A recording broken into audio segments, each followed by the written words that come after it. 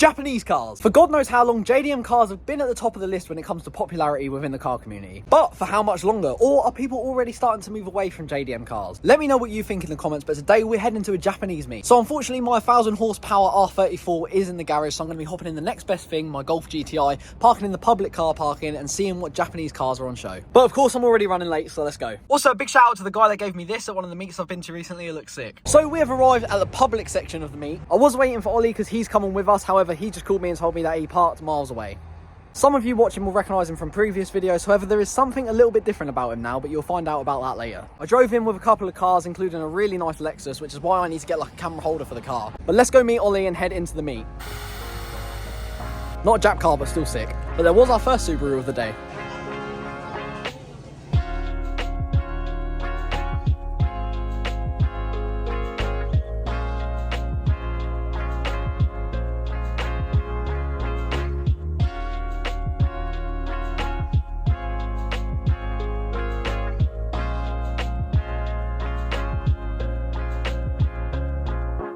There he is. It's quite packed over there, so we're going to start with this bright orange Mazda RX-8. I always find it's really hard to modify an RX-8 to look nice, but look how wide that is. That is sick. You mostly see like modified drift spec ones, but yeah, this is super clean. Of course, next to it again, you have that bagged Miata's R33. And we got the first car with neons on display, this Toyota GT86. It is absolutely packed over there, so it would be better to record in 0.5 zoom, but it's pouring down, so it looks tragic. So we're going to stick to normal to check out this twin-turbo Mitsubishi GTO. That is ridiculously nice, but I never realised how long they were.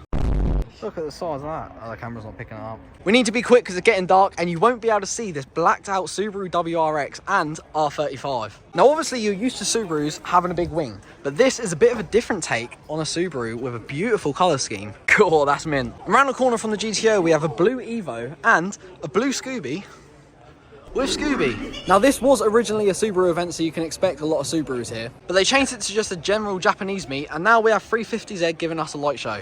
It's getting really hard to see now because of the light, but this is a beautiful colour on the 200SX. And this is a bit different, a pink Impreza with kind of like the white colour scheme going through the middle of the car, so the bonnet and the roof. Check that out.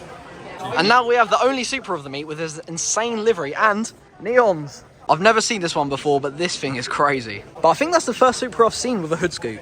It is absolutely pouring down, but the things I do to get content for you guys, eh? Everyone likes the iconic pop-up headlights of the Mark 1 MX-5, but I mean, come on, the MB is just elite. But I do agree, you'll never beat that classic look. This one's still a work in progress, but once it's done, I bet it's going to look sick.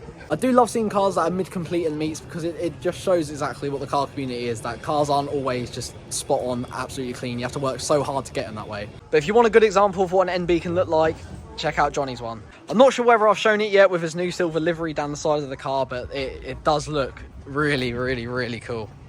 I'll have to ask him how many times he's bashed his foot on that. Now, I've never seen one of these before, a Quantum. Sometimes Japanese meets can get a bit samey, but it's nice to see something completely different. I've honestly never seen one of these before. I think I'm right in saying that Quantum is its own brand, so I'm not sure what exact model this is. I don't really know what I'm talking about, but yeah, this is sick. It's almost pitch black. I'll tell you, the MX-5s won't be liking this rain. But that seems to be the start of a little white section. So next to the white Swift and Ollie, we have this white R34. Obviously, you had one Japanese giant over there with the Supra, but here is another iconic Japanese car, as well, everyone knows. R32, R33, or R34 for the rest of your life. What are you picking?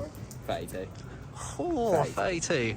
I like the R33, but the R34, I don't know. Getting about the R31s and the... Oh, the yeah, but... the ones before that no one really knows about. Yeah, all right. 2, 3, and 4. You're going 32. I'm probably going to go 33.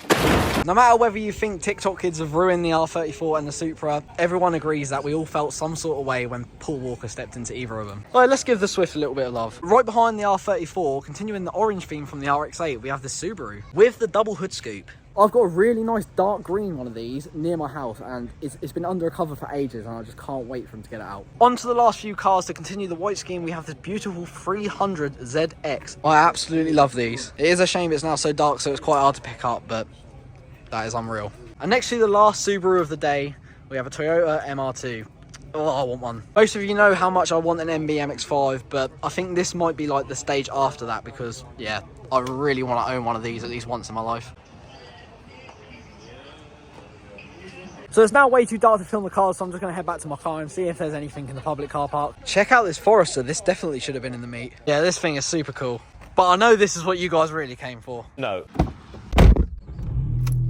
Right, so that was the Jap meet. Obviously it got dark super quickly, but I'm pretty sure I got every car there. Although it definitely said it wasn't meant to rain tonight. There weren't a crazy amount of cars there, so I'm not too sure how long this video is going to be, especially with how quick it got dark. But if you did enjoy, make sure you leave a like and subscribe if you haven't already. As for the update on Ollie's car, well, that's going to have to be a separate video. Quite a few people there recognise me from my videos, which I think is crazy, so thank you for all the support. I'm going to go dry off, but I'll see you in the next video.